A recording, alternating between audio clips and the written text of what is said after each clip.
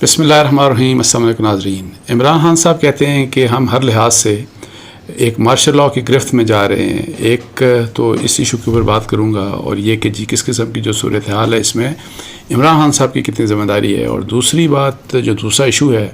وہ Pakistan Peoples party اور PMLN کے درمیان جو آج کل جس قسم کی جو اپرنٹ ایک لڑائی آپ کو نظر آ رہی ہے اور جو اختلاف نظر آ رہا ہے، اور بہت سے لوگ یہ سمجھ رہے ہیں کہ یہ شاید ایک بہت بڑی کنفرنٹیشن ہونے جا رہی ہے۔ اس کے اوپر میرا جو انالیسز ہے وہ میں آپ سے اب شیئر کروں گا۔ سب سے پہلے عمران خان صاحب کی جو بات تھی تو اس کے اوپر میں نے کچھ لکھا ہے، تو میں پڑھ دیتا ہوں ویسے کہ عمران خان کہتے ہیں کہ ہم ہر لحاظ سے ایک مارشل لاء کی گرفت میں جکڑے جا رہے ہیں۔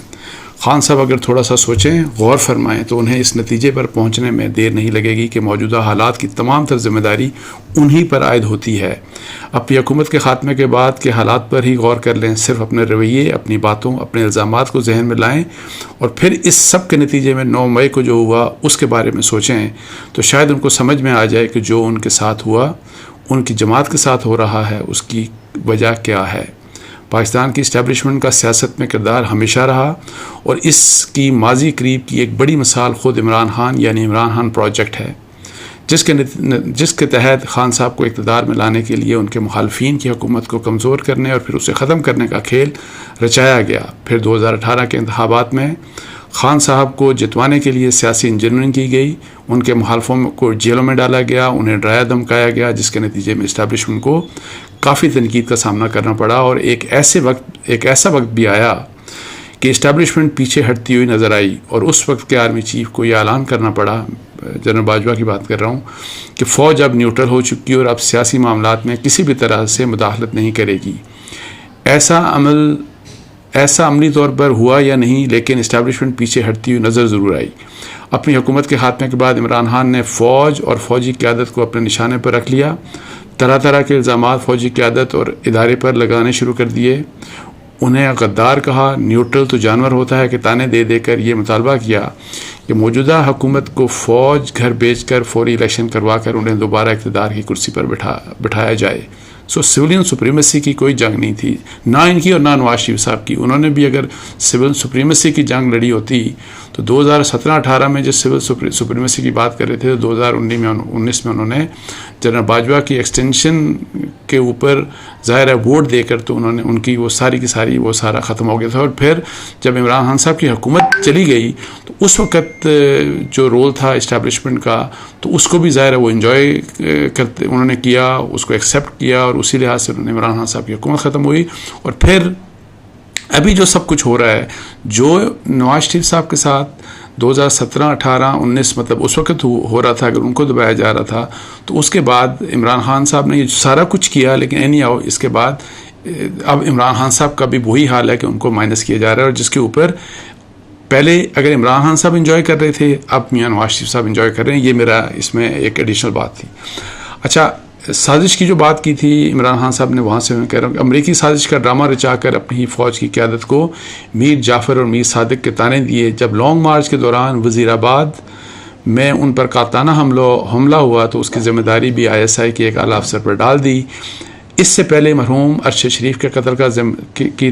کا ذمہ دار بھی اپنی ہی فوج کو ٹھہرا دیا۔ اس دوران فوجی قیادت کا مذاق بھی اڑاتے رہے۔ تحریک انصاف کے سوشل میڈیا نے کئی ماہ تک اپنی ہی فوج کے خلاف درجنوں کیمپین چلائیں۔ جب جنرل باجوہ چلے گئے تو موجودہ army chief general Asim Munir کی تعیناتی کی حمایت کی، اس کے بعد ان پر تنقید شروع کر دی، گویا فوج کے خلاف ایک ایسی مہم چلائی کہ جس کے تاریخ میں کوئی مثال نہیں ملتی۔ اس مہم کے ذریعے تحریک انصاف کے سپورٹروں کے ذہنوں میں فوج کے خلاف نفرت کے بیج بوئے۔ یہ سب کچھ کرتے ہوئے عمران خان کی اصل کوشش یہ رہی کہ ان کی آرمی چیف سے ملاقات ہو جائے تاکہ جو وہ چاہتے ہیں انہیں مل جائے۔ سول سپریمیسی کی بات نہیں ہے، بات یہ ہے کہ الیکشنز ہوں، یہ حکومت فوری جائے اور میں اقتدار میں آؤں۔ سابق آرمی چیف کو غدار، میر جعفر اور میر صادق کے القابات دینے کے باوجود انہیں ایکسٹینشن دینے کی بھی لالچ دیتے رہے تاکہ موجودہ حکومت کے خاتمے اور اقتدار میں واپسی کا رستہ ہموار کیا جائے۔ عمران خان تحریک انصاف کے رہنماؤں اور پوری عوام پر واضح ہو گیا کہ عمران خان کی اصل مخالفت اور لڑائی نون لیگ، پیپلز پارٹی یا مولانا فضل الرحمان کے ساتھ نہیں، جو پورا سال کرتے رہے، کہ ان کی لڑائی ان کے ساتھ نہیں تھی، نواز شریف وغیرہ، زرداری، مولانا فضل الرحمان کے ساتھ، بلکہ فوج کے ساتھ ہے۔ اور اسی سلسلے میں امریکہ سے حقیقی آزادی کا جو سفر عمران خان نے 1 سال پہلے شروع کیا تھا، اس کو فوج اور اسٹیبلشمنٹ سے حقیقی آزادی میں بدل دیا۔ اب حقیقی آزادی وہاں سے نہیں، بلکہ حقیقی آزادی اپنی فوج سے لینی ہے۔ اچھا، 9 مئی اس سوچ کا نتیجہ تھا۔ اب پلاننگ تھی نہیں تھی، منصوبہ کس نے بنایا، اس کے اوپر حکومت کا کلیم ہے، اس فوج کا اپنا ایک کلیم ہے، کور کمانڈرز نے کیا بولا، نیشنل سیکیورٹی کمیٹی نے کیا بولا، فیڈرل پروونشل گورنمنٹ سب کیا کہہ رہے ہیں، وہ مطلب ہے کہ سب کے سامنے ہے۔ لیکن میرا یہ خیال ہے کہ جو 1 سال عمران خان صاحب نے جو کچھ فوج کے متعلق کیا، کسی بھی آپ پی ٹی آئی کے فالوورز سے پوچھیں تو ان کے ذہنوں میں اپنے فوج کے بارے میں کیا امپریشن ہے، وہ اگر آپ کو دل کی بات بتائیں گے تو آپ کو سمجھ آ جائے گی۔ 9 مئی کا نتیجہ کوئی منصوبہ کلیئر کٹ اس طرح کا تھا یا نہیں تھا، یہ تو ڈٹرمن ہوگا، اور جو بھی کلیم ہیں جس بھی سائڈ کے، ایک کہتا ہے تھا، دوسری سائڈ کہتی ہے نہیں تھا، لیکن اتنا زہر اگل دیا تھا کہ لوگوں نے اپنی ہی فوج کے خلاف انفارچونیٹلی لوگ اٹھے، اور وہ سب نے دنیا نے دیکھا۔ 9 مئی اسی سوچ کا نتیجہ تھا۔ گزشتہ 1 سال کے دوران عمران خان نے جو کچھ فوج اور فوجی قیادت کے ساتھ کیا، اس سے ان میں اور ان کے ووٹروں سپورٹروں کو اتنی شے ملی کہ 9 مئی کا سانحہ ہو گیا، جس میں تحریک انصاف کے لوگوں نے اپنی ہی فوجی تنصیبات، شہداء کی یادگاروں وغیرہ پر حملے کر دیے، اور جلاؤ گھراؤ کا وہ کھیل کھیلا جو پاکستان کا بدترین دشمن کبھی سوچ بھی نہ سکتا تھا۔ یہ وہ واقعہ تھا کہ جس نے فوج اور اسٹیبلشمنٹ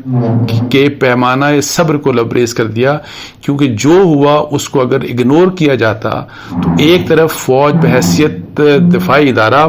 بہت کمزور ہو جاتی، اور دوسرا 9 مئی کے واقعات معمول بن جاتے، اور یوں پاکستان سول وار یعنی خانہ جنگی کی طرف چلے جاتا۔ مجھے اس بارے میں کوئی کنفیوژن نہیں ہے جو میں نے لکھا ہے، اور یہ وہ وجہ ہے کہ جس کی وجہ سے 9 مئی کو بڑا سیریسلی لینا چاہیے، اور اس میں جو لوگ انوالو ہیں ان کے بارے میں زیرو ٹالرنس ہونی چاہیے۔ میرا اس کے اوپر یہ ویو پوائنٹ ہے۔ اچھا، اس واقعے کے بعد تحریک انصاف پر جو کریک ڈاؤن ہوا اور جنہوں نے قومی، نجی اور فوجی تنصیبات پر حملے کیے، ان کی گرفتاریاں شروع ہوئیں، ان میں سے بہت سو کے مقدمات فوجی عدالتوں میں چلانے اور کسی کو کوئی رعایت نہ دینے کا تہیہ کیا گیا۔ 9 مئی کا واقعہ فوج کے لیے 9/11 سے کم نہ تھا، اور اس کے بعد جو ہوا اس نے عمران خان اور تحریک انصاف کی سیاست کے مستقبل کو خطرے میں ڈال دیا۔ اسٹیبلشمنٹ جس پر عمران خان 1 سال سے تانا سازی کر رہے تھے، اسے عمران خان اور 9 مئی نے بہت مضبوط کر دیا، اور آج عمران خان گلے شکوے ایسے کر رہے ہیں جیسے یہ سب کچھ دوسروں کے کیے کا نتیجہ ہے۔ یہ جو اسٹیبلشمنٹ جس کو ہم کہتے ہیں نا، 9 مئی کے واقعے نے اور عمران خان صاحب کے اس رویے کی وجہ سے اب اسٹیبلشمنٹ بہت مضبوط ہو گئی ہے، اس میں کوئی شک نہیں۔ اچھا، جو کچھ خان صاحب اور ان کی جماعت کے ساتھ ہو رہا ہے، اسے علیحدگی میں دیکھنے کی بجائے 9 مئی کے تناظر میں دیکھیں تو خان صاحب کو سمجھ آئے گی کہ ان کے ساتھ کیا اور کیوں ہو رہا ہے، اور اس مکمل مارشل لاء جس کی وہ بات کر رہے ہیں کا ذمہ دار کون ہے۔ یہ ایک بڑی مطلب ہے کہ انفارچونیٹ بات ہے، اور یہی والی بات کہ دیکھیں، ایک بات بڑی پرنسپل سٹانس ہمیشہ سے میرا یہ بات رہی کہ دیکھیں، فوج پاکستان کے لیے بڑی لازم ہے، اور یہ سب کچھ کہتے ہیں، عمران خان صاحب بھی کہتے ہیں۔ اسٹیبلشمنٹ کا پاکستان کی سیاست میں ہمیشہ سے رول رہا، پاکستان کی ہسٹری بڑی پڑی ہے۔ اس رول کو ختم کرنے کا طریقہ جو عمران خان صاحب نے کیا کہ 1 سال اپنی فوج کے اگینسٹ پروپیگنڈا کر کے اور پھر 9 مئی ہو گیا، اور اس میں جو بھی کچھ کیا، یہ طریقہ ہے، اس سے پاکستان کو فائدہ ہو سکتا ہے، نقصان ہو سکتا ہے۔ میری نظر میں اس طرح کے معاملات پاکستان کو خانہ جنگی کی طرف لے کے جا سکتے ہیں، بہت خطرناک بات ہے یہ۔ ہمیں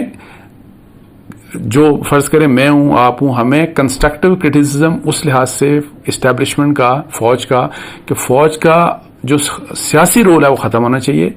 اور تاکہ ان کا جو مثبت رول ہے اس کے اوپر کوئی ڈنڈ نہ پڑے، جو کہ پاکستان کے لیے بڑا لازم ہے۔ اچھا، اس کے علاوہ یہ سارے نعرہ بازی جو کہتے ہیں عمران خان صاحب ابھی باتیں کر رہے ہیں، ان کے اپنے دور میں کیا کچھ نہیں ہوتا رہا، یا میاں نواز شریف صاحب کبھی ایک وقت میں وہ سولین سپریمیسی کی بات کرتے ہیں اور پھر بعد میں آ کے وہی اسٹیبلشمنٹ کے ساتھ مل جاتے ہیں اپنے فائدے کے لیے۔ یہ ہمارے سیاستدانوں نے یہ کھیل کتنے عرصے کا جاری رکھا ہوا ہے۔ اسٹیبلشمنٹ کو اگر آپ نے اس پاور ٹسل، جو کہ ایک پاور ٹسل ہے اسٹیبلشمنٹ اور سول کے درمیان، اور وہی والی بات دہائیوں کی ٹسل ہے،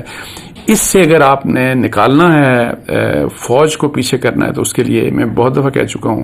تو اس کے لیے ٹرکی کی مثال ہمارے سامنے ہے۔ اردوغان کو دیکھیں، اردوغان آئے ایک شہر میں، انہوں نے ایک شہر کو بدلا، ان کو اتنے مقبول ہوئے، ان کو ووٹیں ملی، وزیر اعظم، صدر تیسرا ٹینیور ایز صدر ان کو مل گیا، اور انہوں نے چونکہ سسٹم تو بنا دیے، انہوں نے لوگوں کی زندگی کو بدل دیا۔ ہمارے حکومتیں کیا کرتی ہیں، کوئی بھی حکومت آپ دیکھ لیں کیا کرتے ہیں یہ، اور اس طرح جب آپ کریں گے تو پھر مجھے بتائیں کہ آپ پھر اسٹیبلشمنٹ کو آپ تو ویکیوم ہی چھوڑیں گے، آپ تو کوئی ادارہ ٹھیک نہیں کر پاتے، کسی چھوٹے سے چھوٹا ادارہ نہیں ٹھیک کر پاتے، پولیس کو ٹھیک نہیں کر پاتے، سی ڈی اے کو ٹھیک نہیں کر پاتے، بجلی کا جو ادارہ ہے، آپ گیس والوں کو بس چلے، کسی ادارے میں آپ چلے جائیں آپ کو کوئی کام نہیں ہوتا، اور پھر آپ شکایتیں کرتے ہیں آپ یہ کہ جی ہمارا یہ ویکیوم، یہ اگر آپ نے کرنا ہے ختم، تو آپ کو پھر دن رات ڈلیور کرنا ہوگا۔ پرفارمنس کے علاوہ اس چیز کا کوئی مقابلہ نہیں، کوئی شارٹ کٹ یہ نہیں ہے، شارٹ کٹ اس کے